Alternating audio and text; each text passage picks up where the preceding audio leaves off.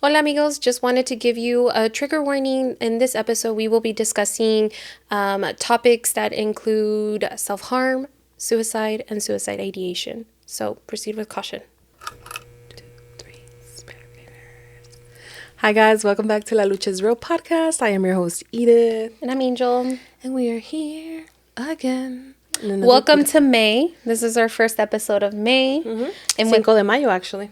Oh, it is Cinco de Mayo. Happy Cinco de Mayo, everybody. Cha, cha, cha. I feel like there's a lot of people who don't even celebrate or nothing, but... Yeah. I just want to know if y'all don't want I just want everybody to know if y'all don't want Mexicans here, I better not fucking see nobody talking about happy Cinco de Drinko and fucking trying to I want tacos and fucking margaritas. Fuck you. Cha-cha your ass somewhere else. Okay? Go fucking celebrate 4th of July. I don't care. I don't know. Whatever the fuck. That's crazy. Like how there's going to be so many people that are going to be like using this as to celebrate a holiday. Like, oh yeah, let's go eat tacos and margaritas, and are against the people, you know. Give no fuck. Oh, they like to use the excuse. Culture. They like to use the excuse of like, yeah, but just do it right. I think this administration is proof enough that it's never been about doing it the right way. Yeah. And I'm going to leave it at that. Mm-hmm. Let's just say that. So it is Cinco de Mayo. Yeah. It's also Mother's Day is around the corner. Yeah. Mm-hmm. It is also, I do want to mention it is also Mental Health Awareness Month. Mm-hmm. I did post on Instagram letting everybody know, and I think it's very important. I think it's a very important topic to talk about, because I feel like we all, I think collectively have our mental health battles, you know, because... Yeah, and it's such a new, like, I don't want to say it's a new thing, but it's such something so... It's very new for people to like, oh, like, it's another form of my, like, it's another part of my health that I have to really focus on, take care of. So just making sure, like, taking in this month to kind of like really check in with yourself or check in with your friends and family and stuff, means a lot. Mm-hmm. I mean, you should be doing it all the time, but like, you know, yeah, awareness. I posted this thing on Instagram. So for those of you who didn't see it because you're not, you know, you don't follow us or something, I don't know why you're not. Or maybe they're taking a break from social media. Exactly. Or maybe they are. Okay, so I posted this thing that said, this is your annual reminder that May is Mental Health Awareness Month. Mental health matters every day of every month, but using this month to spread more awareness can help reach people who still feel alone in their struggles. So let's raise the volume on this conversation once again. And I think it's very important. Like, I think we've talked about mental health a lot. And I just think it's something that I don't know. I feel like it's been stigmatized. It's been something that people don't even think it's a real thing. Like, especially, I think a lot of people who are first gen, because I know a lot of our parents never really even knew what mental health was, you know, like they knew what like your health was, but they didn't realize that what's going on in your head is just as important a part of your health. Yeah, or like the fact that certain feelings like aren't just feelings, they affect you, like also they can affect you physically to a point, because it's all connected. At the end of the day, it's all connected. But you know, props to the like people like, you know, who didn't know what it was or didn't pay it, like, or they just weren't knowledgeable on that, and they're doing like the work to like be better parents, you know, to their kids, and making sure that they feel like basically are knowledgeable about that, and they know, like, for example, their kids. I know, like, I could speak for myself, like, I feel like my parents have definitely like improve so much of how they see mental health, because before they were like, oh no, you're just being lazy, you're just like, you know, like depression and anxiety and stuff, like you're just nervous, like you'll get over it. And now, like, I think through time they're like, oh no, anxiety does exist, depression does exist, and we have to point it out and name it as it is, you know. It's not just, you know, a feeling, like, you get me, like it's a state, it's mental health, and affects everything. Yeah, and I think also like for the people who do have parents who've never really like believed it or anything, I feel like us, like I feel like by us trying to take care of ourselves, I think we also show our parents that like it is very much real, and it's very important to also take care of it, because I know like I think it was kind of eye-opening for my mom when I was, I feel like I've struggled with depression for a huge chunk of my life. And well, not even only that, but like I also like I wasn't diagnosed. Well, I know like I wasn't diagnosed with ADHD until 29 years old.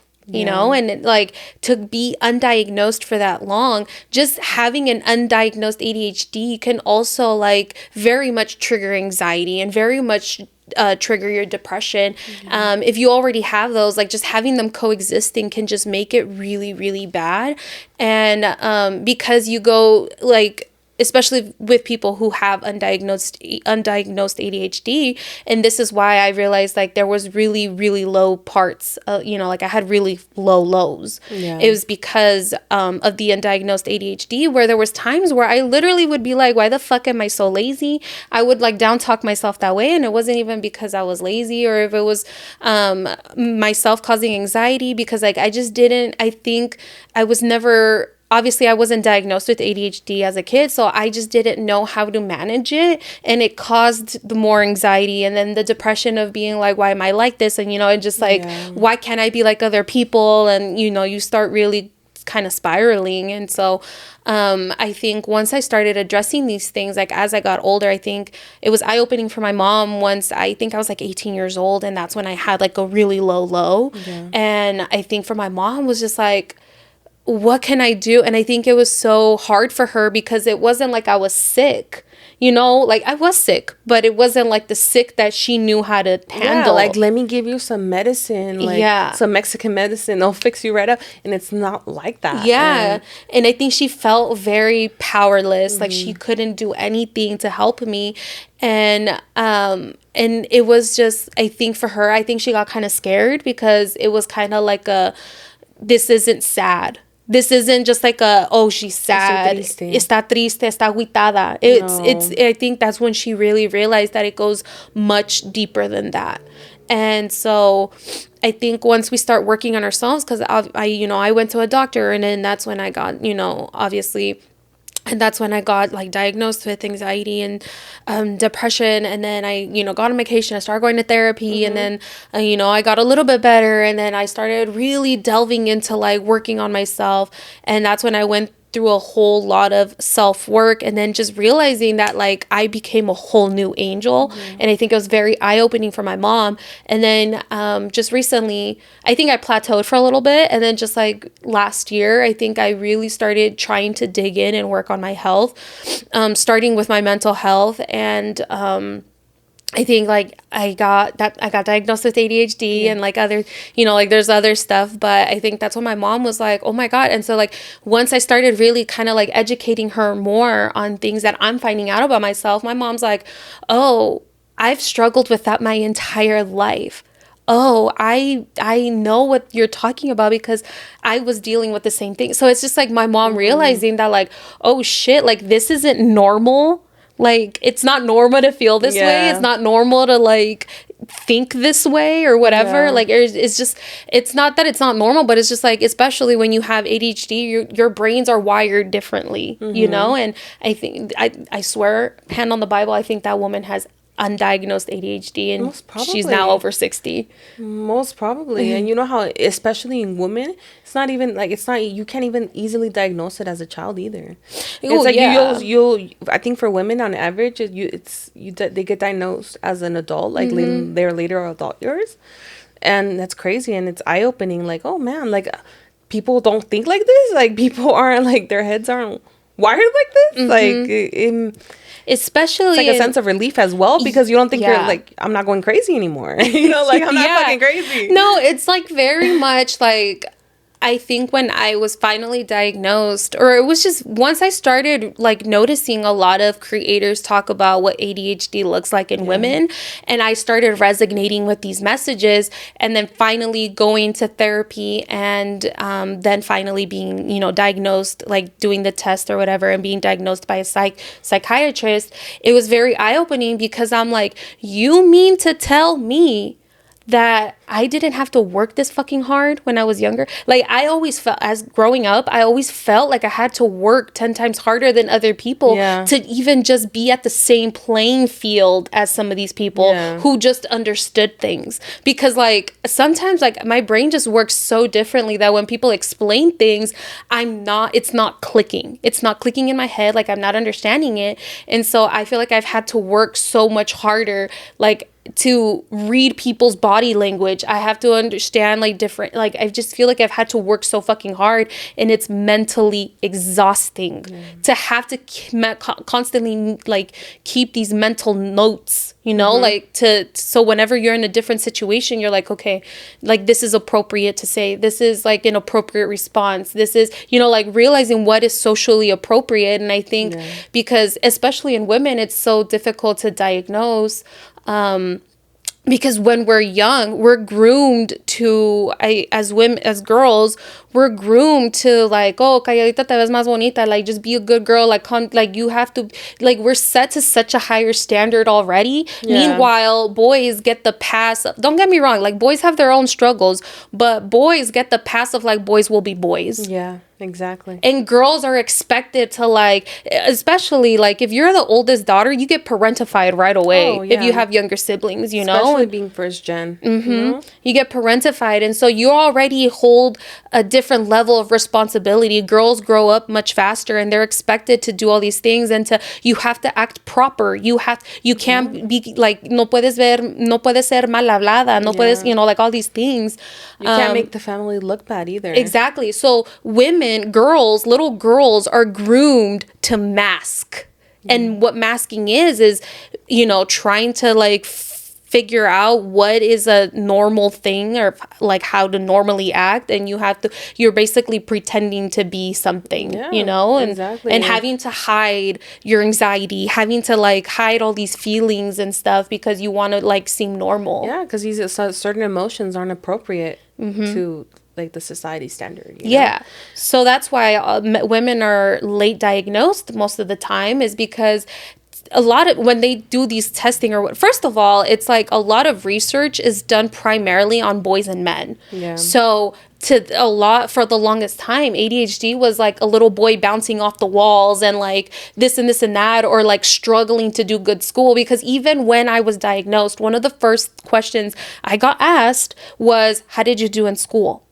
Well, Mr. Sir, I excelled in school. I was naturally very good in school. I did very well. My only problem, though, was I did talk a lot. And, like, if my mom constantly went to all these parent-teacher conferences, and they'd be like, oh, Angel's an amazing student. She just distracts everybody around her, because I love to talk. I would be talking. Like, I would hurry up and do all my work, and then so I could talk to other people. And then I would get put in, like, a corner or something, because they would, like,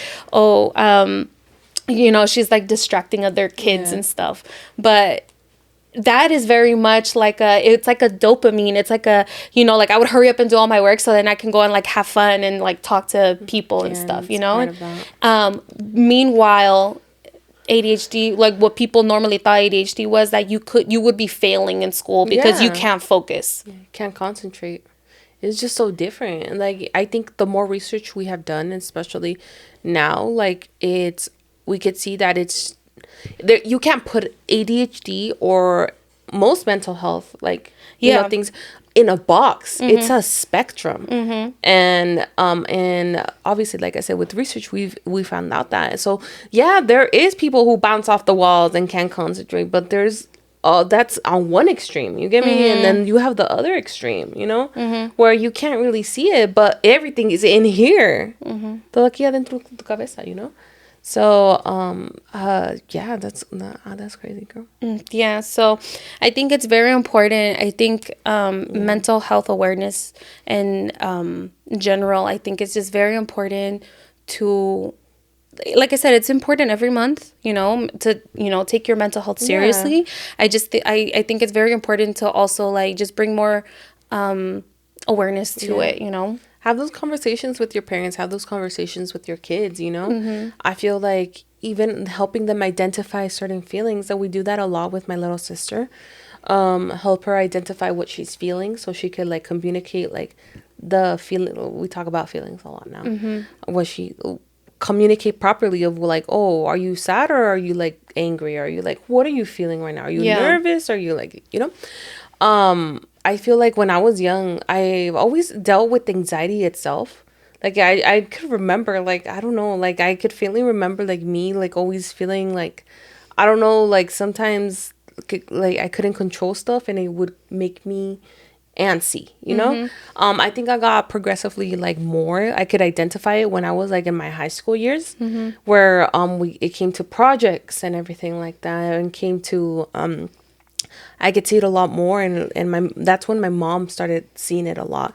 My mom was the first one that like was like, oh, you like anxiety is like it's normal, like it's normal to feel like that, like I'm here for you.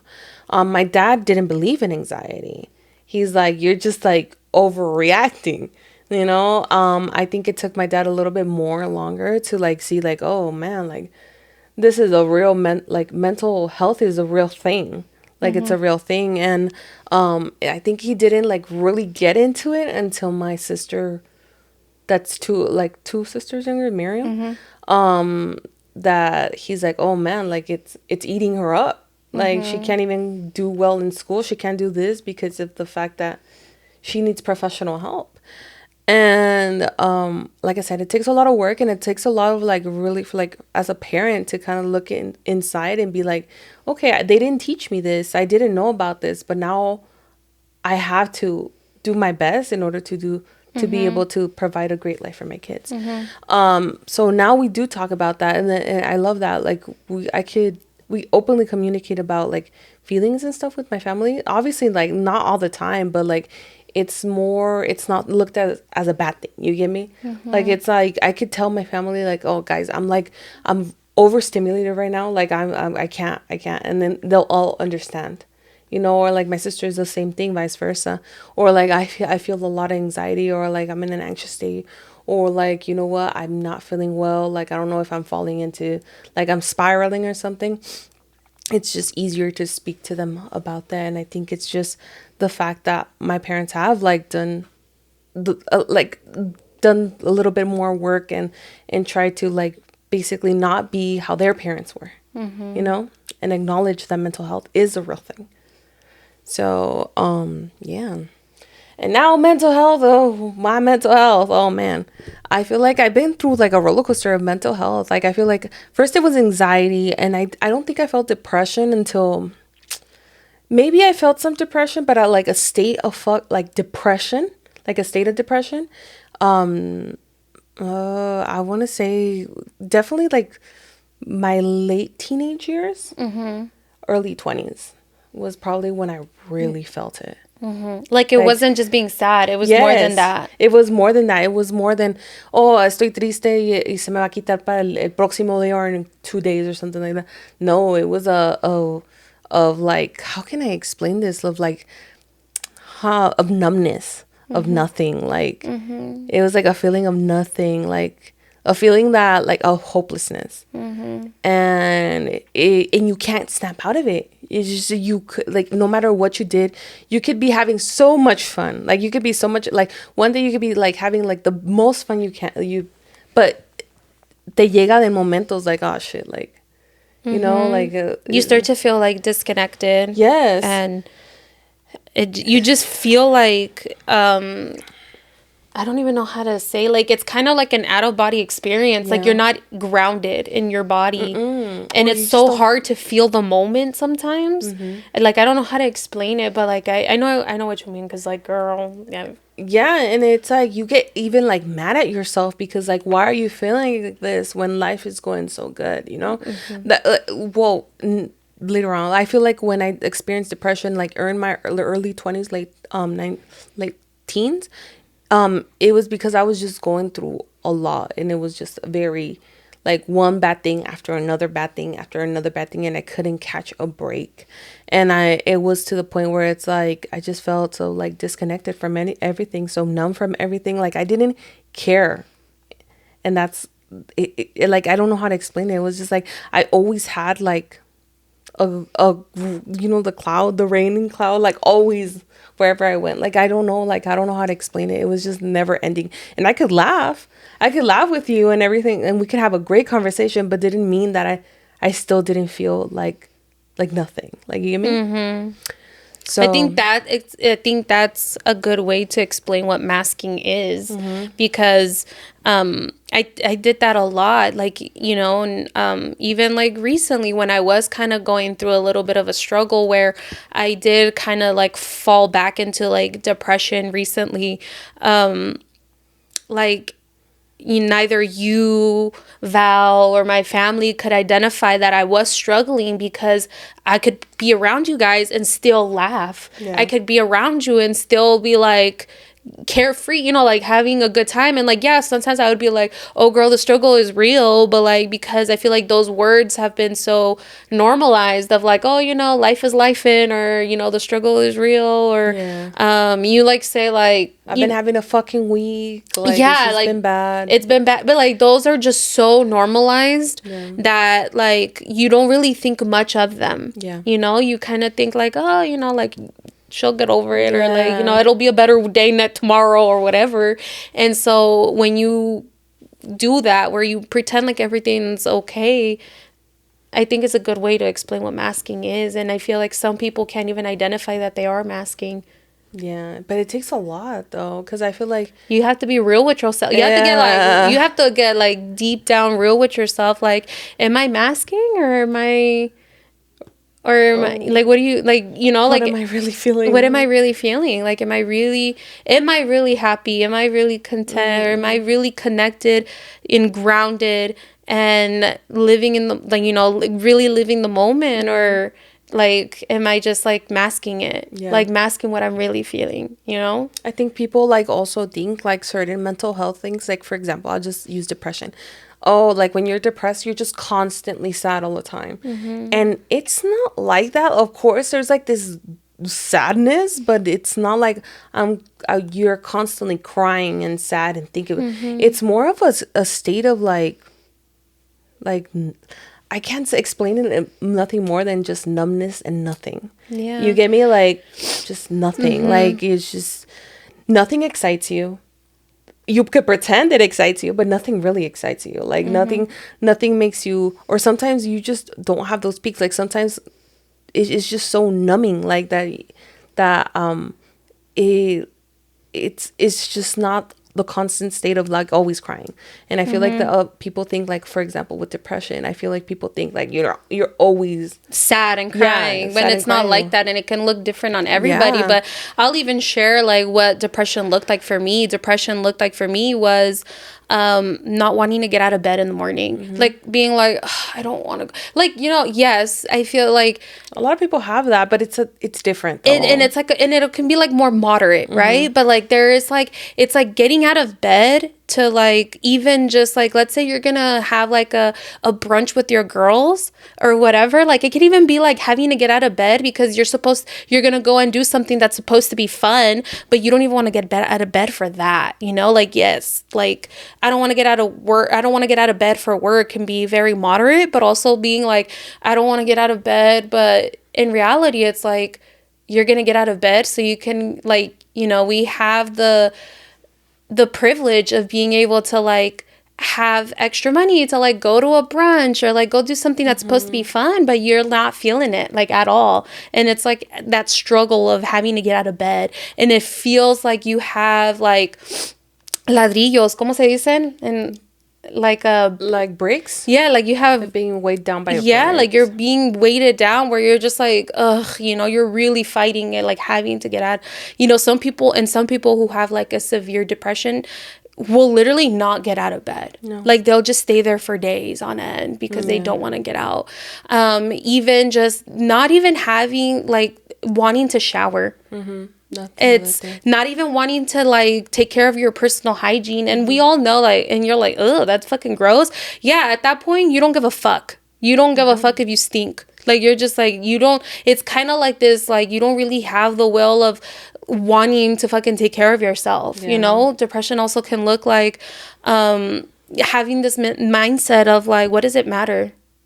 Yeah. What's the point? What's the matter?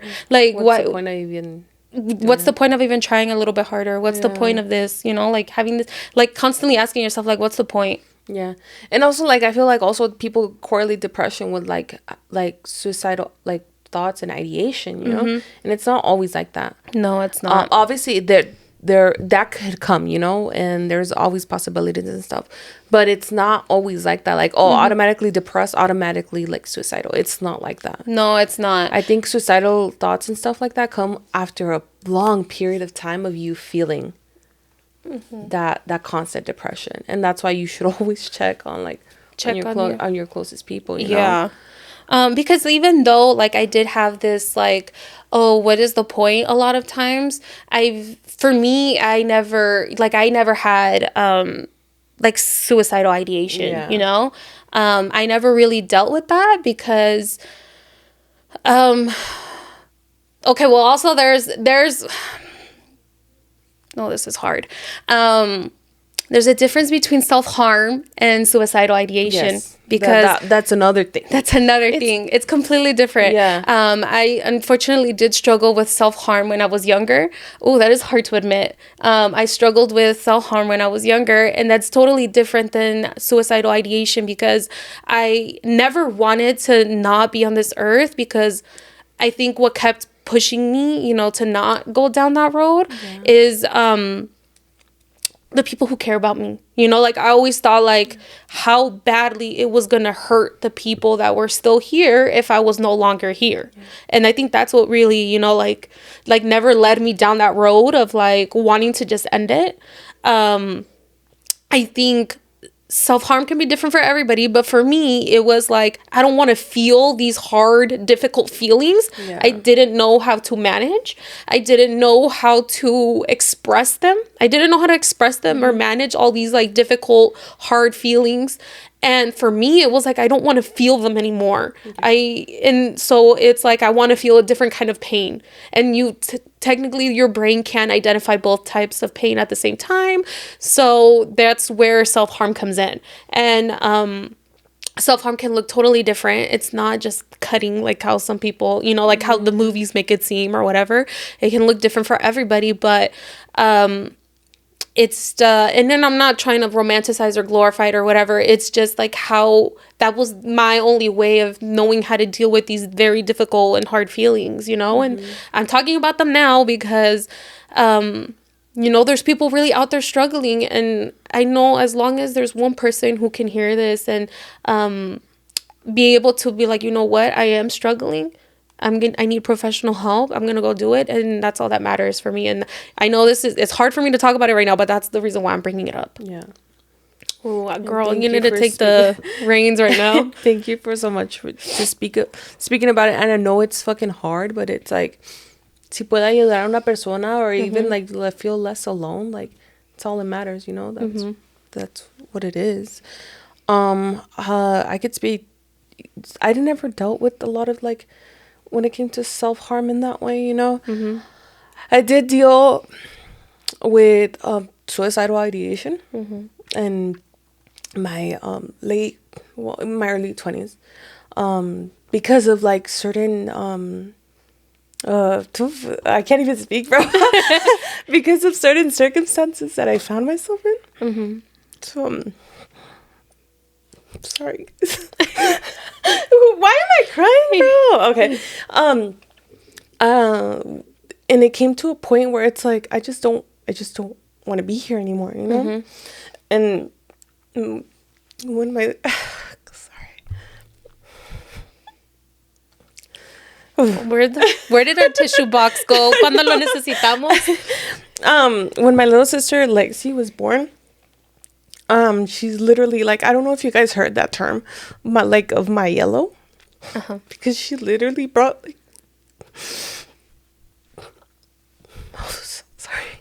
It's okay. So much hope. Don't apologize. So much hope to my life again. Even in like the darkest times that I was in. Mm-hmm.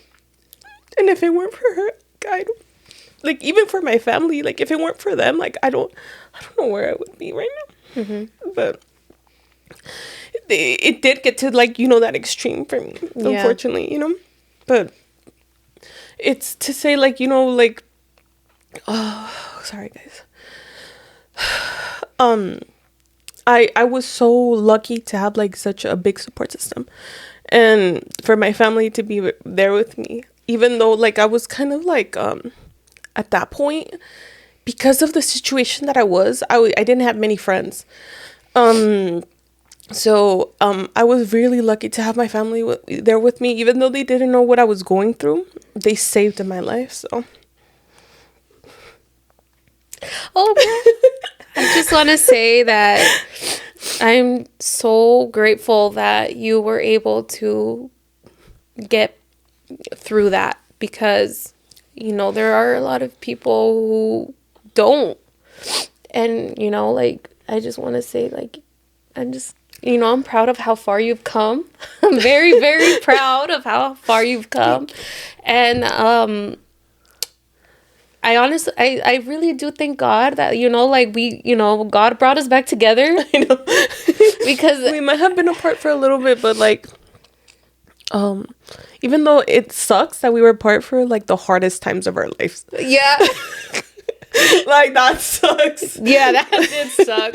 Like, instead of being like, oh, you know, you guys need each other, like, you guys are going through some fucking tough shit, like, rely on each other or something. Yeah. It's like, nah, I don't know if he was like, I'll pull you guys apart because y'all are both not good. Yeah, and it's so hard. And, like, that was one thing that, like, I've mentioned before, is that it is so extremely hard to be there for someone else when you can't even help yourself. Like, help yourself before you can help others.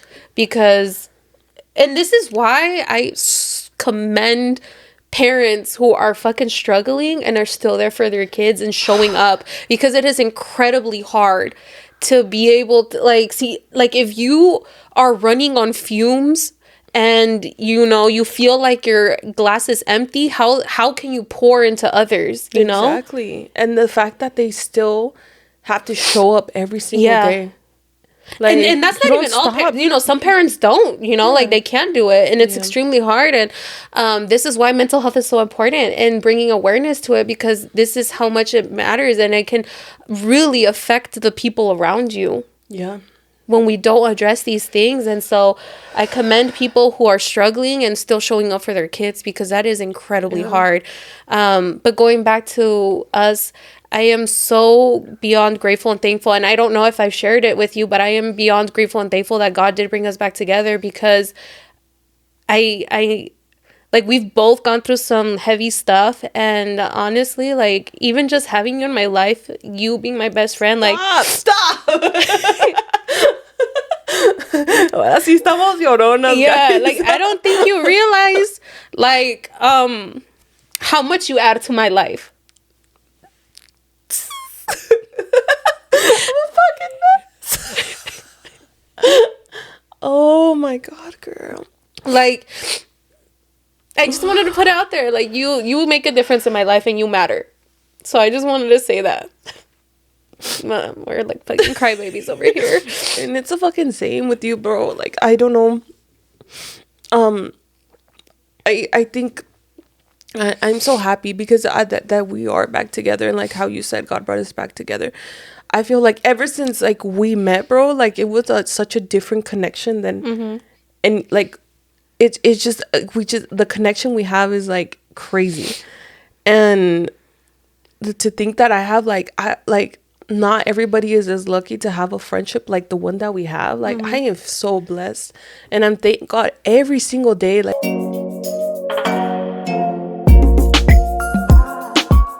and we're back. Sorry, guys. I think like our hug was so powerful it shut off the The thing. it shut off the our fucking grabadora. Yeah. That was a tough one. That was a tough conversation. I'm still fucking trying to come back from it. I know, me too. Like, I don't think I've shared that part of my life with you, you know, in the episode that never aired. Yeah, mine too. In the episode that never aired, huh? Yeah, the episode that never aired, I feel like we didn't open up as much. But I think we were crying a lot more, yeah, though, too. we were like slobbering. But I think it's because that was the first time we confessed to each other that, and it had to be on fucking camera. Yeah. And we were just both Yeah. a crying mess. So, and it's the first time that I say it out loud. I think it's not many people know about that part of my life. Yeah. You know, including like my family has like an idea, but they don't know. They don't know. They're probably gonna be like, "Oh, girl." Well, if they keep up with if they watch it, yeah. But I do want to put like a trigger warning. Oh yeah, definitely. Before this episode, so that way people. Yeah, know. they don't. Yeah, definitely, 100%. But you know, it happens to like everybody. You know, like it's just like that. I think it. With that being said, like I feel when I was going through my stuff, like nobody really knew because I was just so good at hiding it. Even though like, well, not really that good because my parents knew I was straight up depressed, but I don't think they knew the severity of it. And it just goes to show, like, you know, check on the people that you care about, that you love. Take the time to even just ask them, like, hey, how are you doing? How are you feeling? Honestly, for me, I always ask, like, how are you feeling? How's your mental state? Like, you know, I think that's just a core question that, like, an important question you should be asking. Even if you don't think, like, oh, man, I'm not the greatest person to, like, kind of comfort somebody. Sometimes all that person needs is somebody to listen. You know? That's all. It really is, though. I think not a lot of people have I don't think I've also shared with very many people about like the self-harm and stuff, and that's because like I mentioned before, you know, like the way that, you know, especially Hollywood, I feel like the way Hollywood paints self-harm is like, oh, you're cutting your wrists. Yeah, you know? And then mostly they correlate it to like emo kid people that like are cutting their wrists. Like that's like Hollywood's thing of like self-harm. So I think I didn't even myself know how to identify that I was dealing with self-harm. Because you weren't fitting that box of what because self-harm was. Yeah, because I wasn't just straight up cutting my wrists and stuff. You know, I was, you know, there was other ways. And so I think it took a long time. And then I think after I was able to identify like, oh shit, like I was, you know, dealing with that, then the shame seeps in because you start to feel like, what the fuck, like I actually, like you start to want to hide that part of yourself because it's not pretty and it's not something that like, you know, you're just gonna bring up, and then like some people don't even know how to react to it, don't know how to appropriately respond to it without making other people feel maybe more shameful or I don't know, like again, like I also struggled with being able to express myself and stuff, so it wasn't something that I just like came out forward with and told people about. But I just think that I really needed help, you know, and I'm glad that as I got older, I decided to get the help that I needed, you know. I'm so happy you did. So I commend anybody who is really working on that. And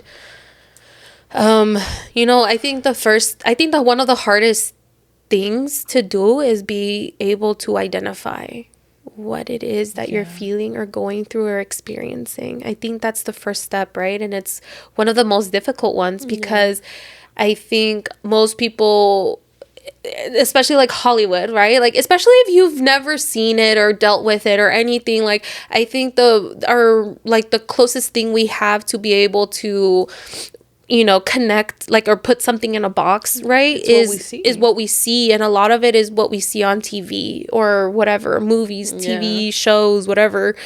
And so, you know, and when it doesn't look like that, you're just like, oh, that's not me, you know? And so, fuck, where was my train of thought going? You were with going somewhere. I saw your train going. And then left. It was going. And then it left the station. Self-harm box. It's not like how Hollywood paints it. This is to...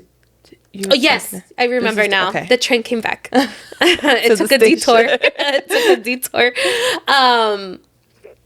So I think, like you said, like, I want to kind of go back to what you said is like really check in on with people, because you never know who is going through the hardest times. It could be the person who's always cracking jokes. It could be the person who's always laughing and genuinely seems like they're happy. It could be the strongest person you know. And trust me, like, I've known some strong people in my life, or like even I think some people can identify me as a strong person. Yeah. And like even si me ves, like you would think, oh, like that girl, like no, you know, like you wouldn't think. But no, like some of us just know how to hide it very well. And so I just encourage people to really check in on their friends, check in on their family members. Like, it doesn't matter if they look like they have it together, because sometimes they're hanging by a thread. Yeah. Honestly, like, you asking that question could really change, like, somebody's, like, even day or week or even life, honestly. Just checking in on somebody. It did for me. So when somebody checked in on me. Yeah. So. And I constantly, and I tell you this all the time too, I'm like, tell me, like, there's any way that I can help, you know, like, you know, and it doesn't have to necessarily, it doesn't have to necessarily be like and I don't know, like, it doesn't have to look a certain way, but like me being able to help you can look very differently. Like just being, you know, like a accountability partner or something, you know, it could be any kind of way. Like if you need me to go pick up your fucking groceries because you're having a bad day and you don't want to leave your house, you know what I'm saying? Like it could be like those little things. It doesn't have to be like, oh my God, therapy sesh. Yeah, know? Like it doesn't have to, yes, exactly. It doesn't have to be like, oh, full on therapy session. But if it's like, hey, like I'm having a hard time, like can you come help me like clean my fucking room or something, you know, like and it's the same with you, girl. Like I'm always there whenever you need me for anything. Like if you need me to fucking come and, you know, you haven't asked me to come clean your house, but I will come clean your house with you. No, es que da vergüenza, you know. Pero so like I'm your best friend though, like. If anybody, like, for me, like, there's no shame in anything, like, bro. You know? That's true. No, because I know I would do the same for you. Yeah, exactly. It's so hard because I was telling Edith earlier, it's like we also have to allow other people to be there for us. And that could be one of the hardest things. Yeah, it's like one of the hardest things, especially for someone who... especially for someone who, you know, you tend to be the rock for everybody else. You have to be the strong one for everyone else. You know, you're the one that everybody comes to. But, you know, we also, the people who, you know, like to be or not like, but, you know, you feel like you just kind of have to suck it up and be that person. Yeah. Like, you also need help, too. You know, you have to allow other people to be there for you and allow them to show up for you, because I am totally fucking guilty of that, you know? Like, it was so hard for me to ask for help. It was so fucking hard because, like, in my eyes was like, stop being a weak ass bitch, you know? Exactly. Like, suck it up. I mean, not exactly to you, but like that's exactly what I feel. Not like exactly your weak ass, no, nothing like that. But yes, that's exactly what runs through, like, because I could speak about that too, like in my mind. That's what goes through me. It's like, stop being fucking weak. Like, woman the fuck up, you know? Like get it fucking together, like. Yeah. But you start feeling guilty then. But I think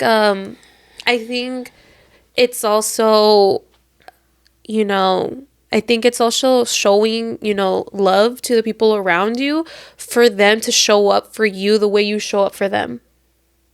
You know? Because you know that feeling that you get when you're able to help somebody and you love buying them gifts and you love showing up for them and supporting them. That feeling of like, yeah, like I love doing that for you. It's like you taking that away from the people that love you and want to do the same for you. you're robbing them of being able to show up for you the way you show up for them. It's incredibly hard, but it's part of our journey of, also allowing ourselves to be cared for, and allowing us to enter like a feminine energy. And I think it's like I definitely have a lot of difficulty doing that. Like, if you tell me, like, for example, like, if you're having an issue and you're fucking across the fucking country, I will get on the fucking first plane there. Yeah. Or like you're celebrating something for you, like your birthday, celebrating your fucking anything accomplishment for you. Like, I will be there. Like, I will be your number one cheerleader, number one supporter. I would love the fact, like, just to celebrate the people I love, and be there for them. I think it's very difficult for me to accept that. You get me? From people. Like, I don't know why. It's so difficult, for example, like, just celebrating myself, like my accomplishments and stuff like that. And it makes me really sad, because sometimes I get to the point where I do see that I'm like, oh, people really wanted to celebrate me, but I didn't give them the chance to, and I wish I wasn't the way that I was. I wish I didn't write off, like, for example, everything I've done, like, or like what have I accomplished. For me, it's just like, okay, what's the next thing? You get me? Like, what's the next thing? Instead of like really taking it in and letting like my loved ones kind of like, like celebrate with me. It's different perspective, like how you said, like I rob them from the fact that what I would do for them, like they can't do for me, because I just treated like, like I don't know if it's like a trauma thing or something like that I just like, I'm just like, no, my stuff isn't that important. You get me? Like, there's like your stuff is much more important than whatever is happening to me. Yeah. This is a great conversation to have with a professional, because I would love to know, because I still struggle, and I'm not saying that because of you. I'm saying it because bitch, fine, get a therapist. No, because I want to know for myself too. Like, I think I've gotten to a place now where I'm trying to allow others to show up for me the way I show up for them. But I really would love to be able to sit down with somebody and be able to dissect that. And be able to like break it down and be like, why is it so hard? Like, it's just because it's so easy for me to show up for other people. Yes. Like, I love it. I love to show up for other people. Exactly. But like when it's me, it's like, no, like, I don't want to fucking talk about it. Don't ask me questions. Yes. Like, I'm just kind of like writing it off, you know? Yeah, or like I'll casually mention it, like it just, it sucks, Yeah. It sucks. I think what really put it into perspective was today. Today, I feel like hella forgot, like I finished my bachelor's, guys, and you guys know what was it, like November? Yeah, in November, but the celebration, like the graduation itself, wasn't until the spring semester. Today, because I opted for a virtual, even though my parents low-key wanted to go. Yeah, I wanted to go. I was already like, okay, I'm gonna have to plan out my trip down to Arizona. Yeah, but it's just, for me, it was just like, it's just not a big deal. Like, yeah, it didn't feel like it felt like just, okay, I got one thing. Like, it didn't feel like a big accomplishment for you guys to like all go over there for. Yeah, you get me? And so obviously they do the virtual stuff and whatever. And I hella forgot it was today. Until my mom like kind of like casually remembered. She's like, hey, didn't you say like your virtual graduation something was close to Yamilet's? And I was like, oh shit. And I look at my email and I was like, oh shit, it's today. And it's actually like 30 minutes in. Yeah. And they're like, tune in, come on. Like, I'm just like, ah, shit. And my sisters went to go get my cap and gown and my diploma. And like they did like a reenactment of like I put on all my stuff and they gave me my diploma and stuff. Like, and my mom took a picture of me and then sent it to my dad, and it was like, what is this? Like, she just like trying on her cap and gown, and she's like, oh no, it's because her graduation, like her virtual. And he's like, why didn't she say anything? Yeah. Like, yeah, Edith told me, and I was hurt. I was so hurt. Like, I don't even understand. Like, she told me bien casual, acá bien casual, and I'm just like, because and you do that too, though. I don't think Edith realized how hurt I was because I turned around and I started crying.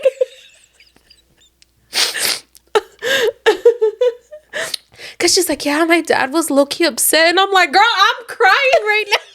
I couldn't even imagine how upset your dad was. Obviously, tampoco no te va a regañar because, like, it's supposed to be a happy moment. I know.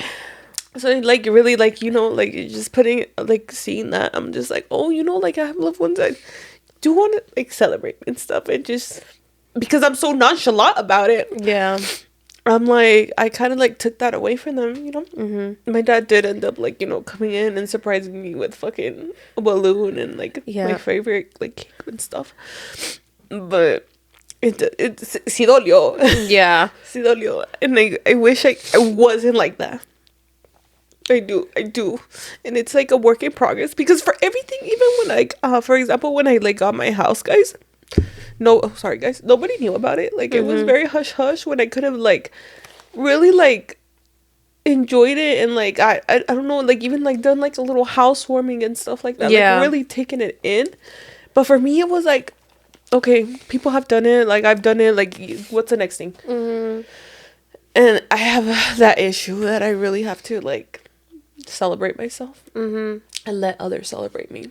Because I just, and it's different. Like, if you, like, for example, well, obviously, like, we weren't, like, talking when you, like, bought this house, but, like, for example, if we were, like, I'd be like, girl, we need to, like, let me fucking get you some things, let me, like, help you out with, like, some housewarming gifts, like let's do a housewarming party, let's celebrate you.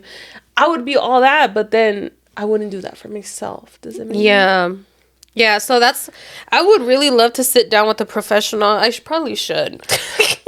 Me too, but I don't feel like talking right now.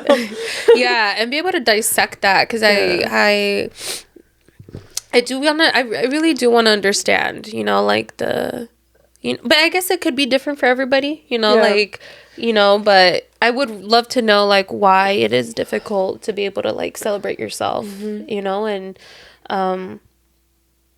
when it's so easy for you to, like, show up for other people, you know? Yeah, that's I don't know. Question. You know, I kind of feel like any other topic we might bring up for this episode is gonna seem irrelevant.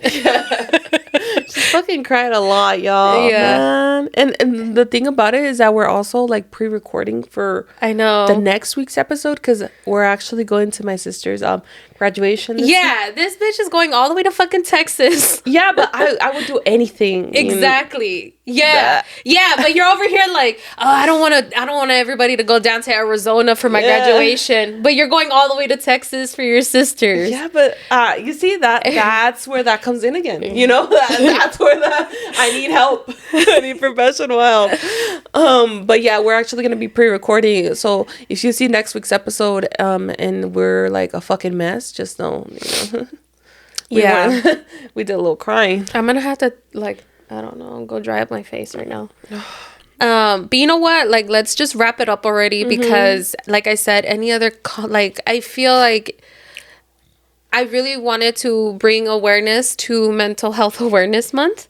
And I feel like we did that. We talked about, like, we had some difficult conversations. And so, you know, I challenge you guys, our amigos, that, you know, thank you for tuning in. If you made it this far, put the fucking crying emoji or something. Yeah, put the crying emoji.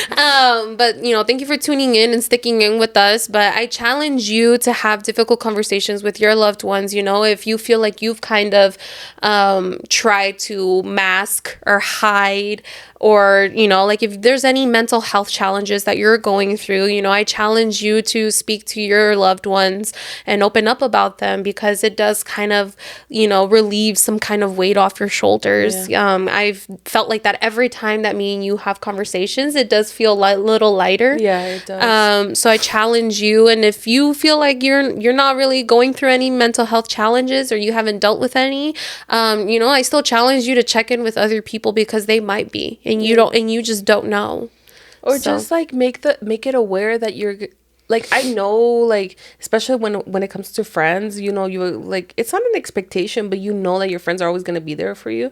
But it's sometimes like you have to like say it out loud so it could kind of like click for them, like, you know, even if they're going through a hard time, like even if they, like, for example, they say like they're okay, just let them know and reassure them that you're there for it. If they ever want to talk, if they ever want to have a cry sesh, if they just want to like sit there in the silence, you know, you're there for them. Yeah, it's very important for your friends and your family. So, so I think we're gonna leave it at that. And thank you so much for tuning in. Like I said, if you made it this far, put like the crying emoji. I think there's like a few different ones, so put whichever one you want. And I also just want to say that I love you guys, you know. Thank you for tuning in. You guys mean so much to us, and we continue to do this because of you guys. Yeah, I'm thankful for each and every one of you for being here, you know, and being alive. So we're taking it one day at a time. Exactly. So, and I just want to say that you matter, you know, and you make a difference. Okay. So we're gonna leave it at that, and the whole spiel. Like, comment, subscribe. If you're listening on Apple Podcast, Spotify, make sure to leave a 5-star review. Anything less, hit our DMs. It really means a lot to us for you guys to leave a 5-star. Okay. Yeah. So ahí los vamos a dejar. Que Dios los bendiga. Besitos. Bye guys.